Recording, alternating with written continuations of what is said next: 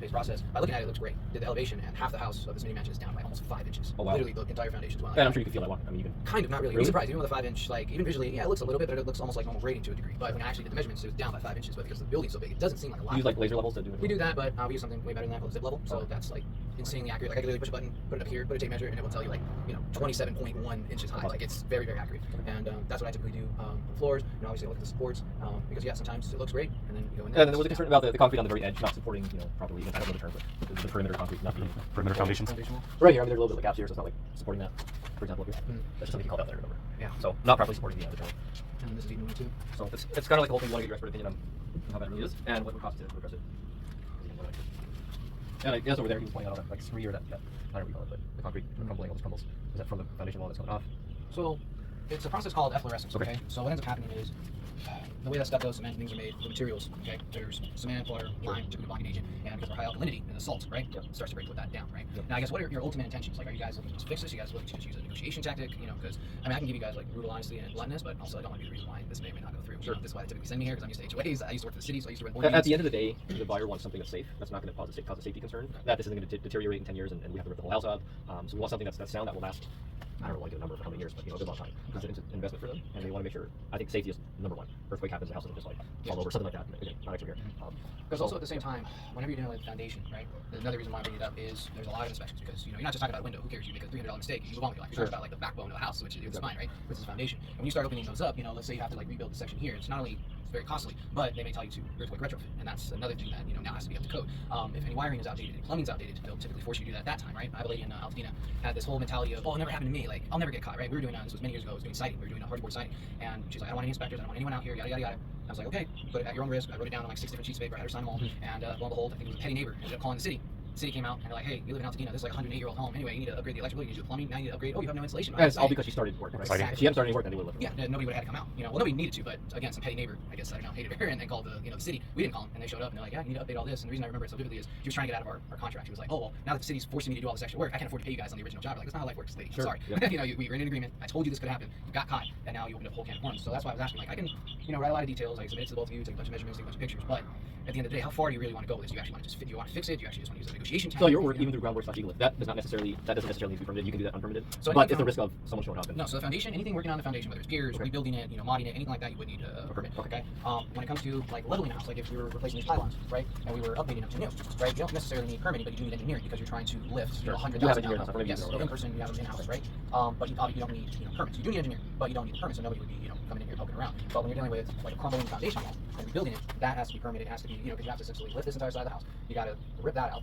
Re-pour it, right? Make sure, engineer-wise, it's actually going to support the weight. Full concrete testing, exactly. And then depending on the city, and most cities are now, you have to, is earthquake retrofitting to make sure that it now withstands the new codes, right? So that's why I'm saying, like, again, I'm going to do my inspection, I'll take a bunch of photos for you, but at the end of the day, like, how far do you really want to take this? And again, is it just negotiation, or you really want to take care of it? And that's where that fine line, where my job becomes very difficult, because again, like, if it does, let's say hypothetically, it is like 90 grand.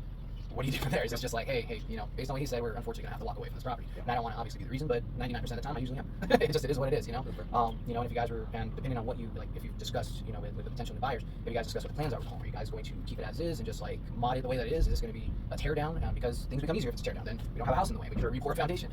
These are, the reason I'm good at my job is I think like a chess player. I try to think 5, 6, 10 steps ahead if I can. So you guys can make the best decision for your situation. Every situation is a bit different, but again, have you discussed that? Like you guys just, it's going to be bought as is, and they'll do what they want with it. Is this going to be a tear down, 2-wall law, whatever, and just build off those 2 walls? Has that conversation even gotten that far, or has this just been like we just need to get an inspection and go from there? Like, well, buyer just wants to understand what the risks are and how much it would take to get it up to code. And again, like you said, up to code is a loose term, right? Does that mean including earthquake, or not? So exactly. As I'm representing the buyer, we want that honest opinion. We want the brutally honest opinion. It would not make sense for us to say don't tell us. Yeah, as a buyer. Yeah, and I'm glad that you're both here, just so I can keep along with both of you, because I'm dealing with it right now, and it's just a nightmare. It's like 2 blocks from our office in Rancho. Oh, a different client, same situation though, buyer and seller, and they wanted to be separate. Like you talk to me, and then you can go talk to them. I'm like, I don't like doing that because people will misconstrue my information or lie about it. And they're actually going through that. I told them the exact same information, and the seller said, oh, the guy said it was no big deal, so they didn't have to give a good credit. Do you prepare a report, this, or is this? So this is a free estimate, right? So I'm just wondering, like, we don't do like in terms of like geotechnical reports or anything like that. That would, you'd have to get a geotechnical engineer out here, and that's a lot of money, like $8,000.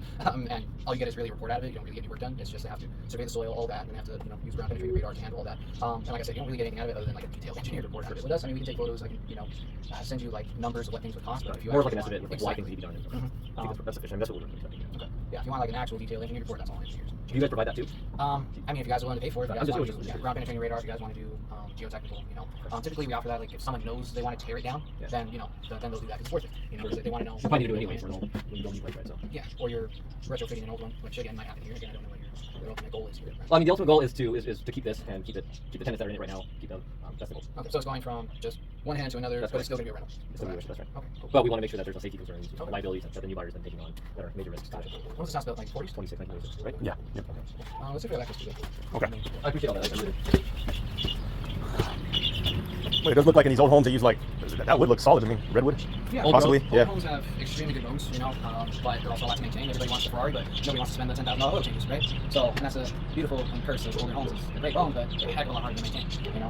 New homes they fall apart after 5 times. I get in a lot of deals with KV homes, Lennar, all those. I have to go check out their foundations all the time. They just build so poorly. They don't even make 5 times now. It's sad. Really? Yeah, horrible. They're not compacting the soil a lot of the time, so Yeah, the so- slabs are just falling apart. So there's 3 types of grades that most people know in life, right? You have space grade, right? Typically very high quality, because you gotta get in the atmosphere without people dying. Number 2, you got surgical grade. If you're gonna go surgery, sure you want the best of the best in tools, right? And then you have the complete opposite, which is builder's grade, and that is 2 code, right? And the best way to describe building code is like school. It's like a minimal standard. D plus C minus rating. Minimal Think about standard. it. Yeah, and if you think about it, Well, yeah, you technically passed, but yeah, you know what I mean? Like, even if you have C minus, which might be passing, you're not gonna get any really good schools that way. You still pass, but not good enough for any of the high quality, right? And how pissed would you be if you bought a $700,000 home, it's D plus work, and that's code, right? Sure. And that's essentially what happens. But yeah, let's see if we have access to.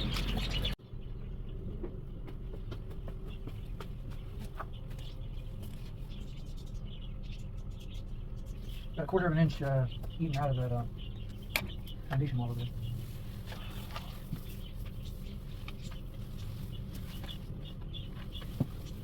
Good thing you're in shape, huh? Depends on what you define by in shape.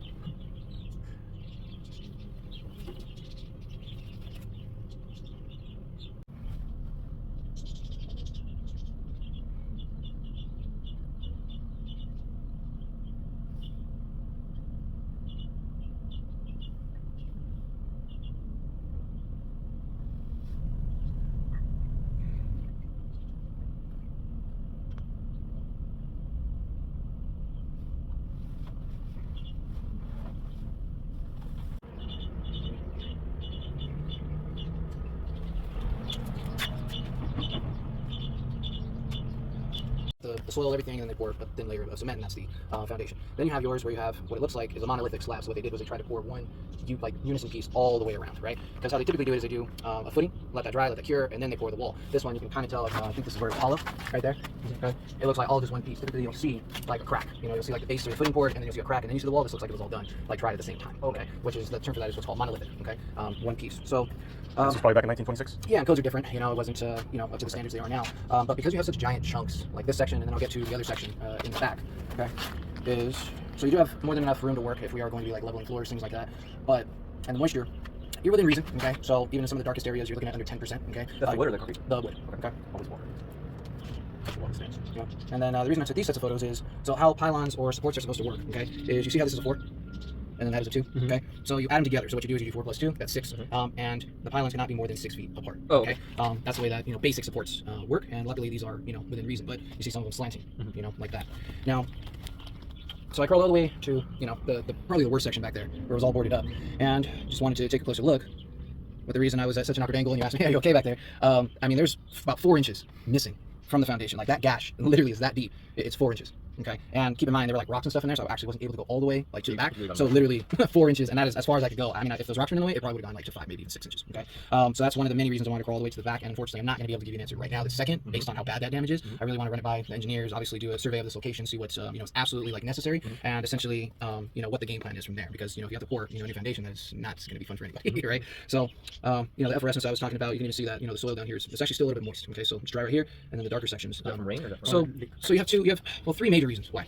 Number one is everybody forgets that we always have some sort of moisture, right? Everybody tells me every single day, hey Joey, we don't get a lot of rain in California. Why are you telling me this, right? And yes, it's true to a degree, but everybody forgets that there's morning dew. You wake up 5, 6 in the morning, you got morning dew on the grass, cars, whatever. And every home sits on what's called a water table. There's water underneath us at any time. So what it does is it also seeps up from the ground. So some of these stains may not actually be from the top. It may just be from the humidification of essentially what the crawl space is. Kind of like you can have super dry clothes. You walk into a steam room at LA Fitness, your clothes are gonna get wet. It's not raining. There's just so much moisture, right? That it's making you soaked. Same thing happens when there's so much moisture in a crawl space. It will literally start to deteriorate wood, deteriorate flooring, deteriorate pipes that are not galvanized, right? It doesn't necessarily have to rain for it to cause damage. You know what I mean? Yeah. And here's just another kind of base point. You're looking at like 7% in terms of moisture, not too much. But in terms of the subflooring, that is just, that's the worst part. That is over in that section. Yeah. The kitchen. Yeah. Yep. So almost this like probably from here that way, it looks like that. Oh, there's a chunks missing. Hopefully. Yeah, the kitchen and the laundry room. Yeah. So kitchen and laundry room, like literally from like here that way, it looks like that. Okay. It's not that there's chunks missing. It's just that it's so heavily penetrated with stained. stains. Right?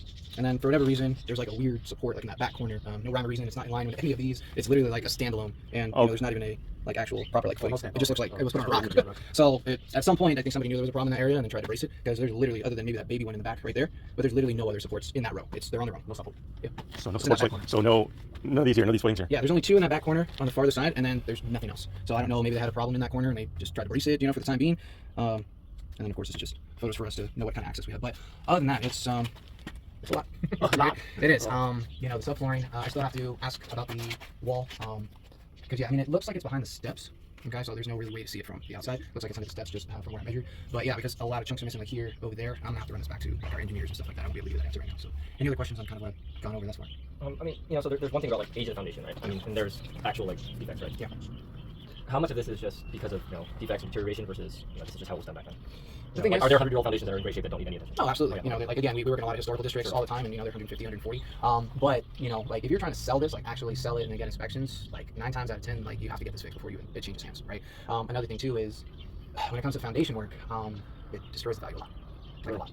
Like, and you should know this, but you should both know this actually. Like I have a client in Barstow. They're trying to sell the house. The only reason it has any value really is because it's right next to like the Citadel. It has all the outlets, and it's right across the freeway. They listed it at $550 is what they were asking for. Again, only reason it had value is the shops. There's a crack in the slab from the front door all the way to the back of the home, and then there's a parallel about 19 feet away. Same thing. They had to disclose it in the findings when they were selling the home. They can't even give that property away right now for like $210. It lost over about 50-60% of its value because of how detrimental. So that was in Barstow? In Barstow. And that was When you mean the value, it's because of how much it costs to repair, right? well, and nobody in their right mind wants to buy, a $600,000, $700,000, $800,000 house and then have to put another $300 into it. Everybody wants turnkey. It's common sense. You don't buy a used car with a bunch of problems. You buy one with the least amount of problems, right? And same thing goes for houses. And yeah. But I guess I'm just making sure I'm understanding. If the foundation is fixed, then the value then gets restored too.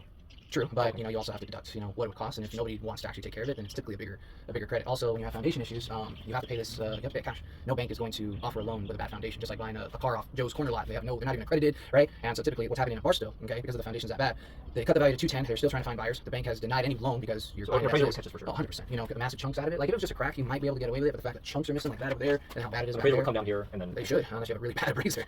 They should be doing that. Like the amount of times I go to homes, I'm like, did you even get an inspection? Like we had like 2 people out, and I'm like, yeah, they didn't crawl around obviously, because you should have caught that. Like I hate to say it, but Ray Charles could have caught this. Like it's that bad, And so yeah, Barstow, they can't get a loan. Nobody can get it unless you're willing to pay cash. And of course, cash buyers always lowball, so that 210 or 220 trying to save them, they're offering like 150 cash. So I don't know if you have cash lying around to buy this house. Good luck getting that loan.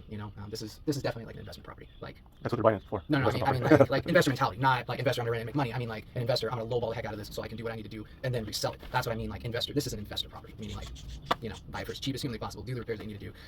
Because yeah, it's a lot of work. If you really want to do it right, you would rip up the entire floor and get all that fixed, the foundation. But if you just want to do like the necessity, then foundation's where it's at. But like I said, I'll have to send these photos to my back office. And so you will be sending a quote, an estimate with yeah, it won't be today. If it wasn't as bad and it was just like the pylons and stuff like that, I could do it in like 5-10 minutes. But because of the big chunks out of it, I really want to run it by our back office, by the engineers, and I want to look at this particular area, to see what's necessary. Also, we do what's called a soil study, so we know what type of soil we're dealing with, to see if we can actually even work on it. Because a lot of like beach areas, because there's so much shifting and it's by the coast, sometimes we have to just walk away from jobs. It's not worth it. People put all this money. Yeah, and if you actually know the real history behind Palos Verdes, it's kind of hard to feel sorry for them because you actually were never supposed to build in Palos Verdes. You never were. They actually outlawed it, and then a bunch of people with money wanted their way. They're like, oh, this is a great view. I got the money to pay for it, and they actually sued the city. If you look up the history of what happened, they weren't supposed to build. It was against the law to build there. People with money were like, I still like this area. I want to build anyway. Got it overturned, and then now, whatever, 20, 30 years later, literally houses are floating away at like a foot a day or whatever it was. Like it's crazy. So I feel bad, but it's kind of hard. Like you knew that this was a bad area. You paid your way to play, and then now it's happening. You can't really. And I found that out because we went out there, and insurance companies are denying it. They're like, a lot of them told me that story, and then I looked it up and verified it. The insurance company was like, yeah, well, you knew 20 years ago. Well, I wasn't living here 20 years ago. Well, you should have done some research on the area before you bought. Anyway, yeah, there was a lawsuit. You shouldn't have built here, and here we are. We're going to deny your claim. So a lot of those claims are being denied right now in Palos Verdes. So Yeah, that's not a surprise right now with the insurance companies. They're denying stuff even out here for bogus reasons. They try to do everything they can to get out of claims. sure. Any other questions? If you had a ballpark when we get that estimate, so you can understand. This week? What's today? Wednesday? I could probably get it by end of week. Yeah, I'd say Friday, maybe Saturday at the latest, just depending on how crazy my schedule gets. Because you're the one putting that estimate together. Oh, yeah, yep.